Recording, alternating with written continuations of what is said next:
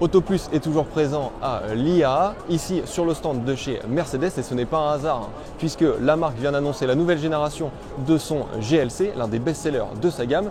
Ici nous sommes en présence de la version électrique qui rentrera en concurrence directe avec l'iX3 de chez BMW, qui vient lui aussi d'être dévoilé à l'occasion du salon. Mais alors que nous réserve Mercedes avec cette nouvelle génération de GLC? C'est ce que nous allons voir tout de suite.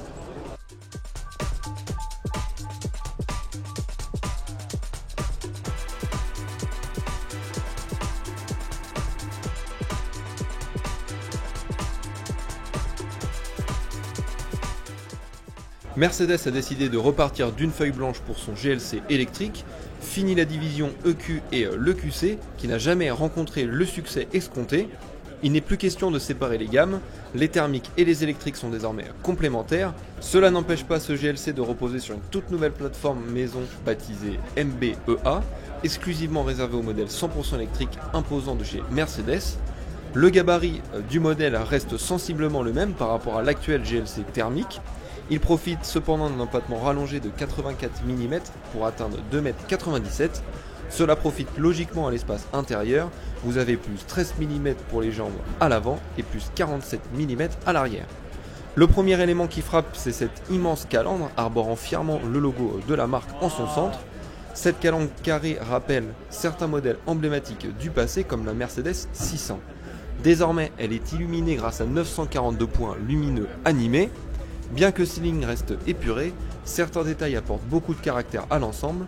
Un capot nervuré, de larges entrées d'air de part et d'autre du bouclier avant, des passages de roues sculptés, un béquet de toit et un diffuseur particulièrement proéminents. Ce GLC offre aussi un volume de coffre généreux avec 1740 litres une fois que les sièges arrière sont rabattus.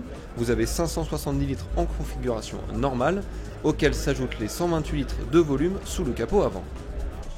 A l'intérieur aussi, ce GLC propose une réelle évolution par rapport aux générations précédentes.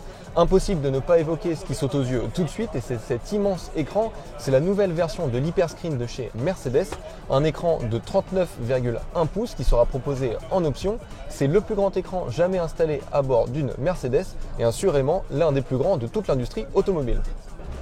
De série, le Superscreen divisé en 3 parties sera identique à celui de la CLA. Comme cette dernière, le GLC sera équipé de la dernière version du MB-OS, Mercedes-Benz Operating System, le cerveau de la voiture, capable d'effectuer 254 trillions d'opérations par seconde. On y trouvera également la 4e génération du système MBUX qui intègre Microsoft, Google et ChatGPT.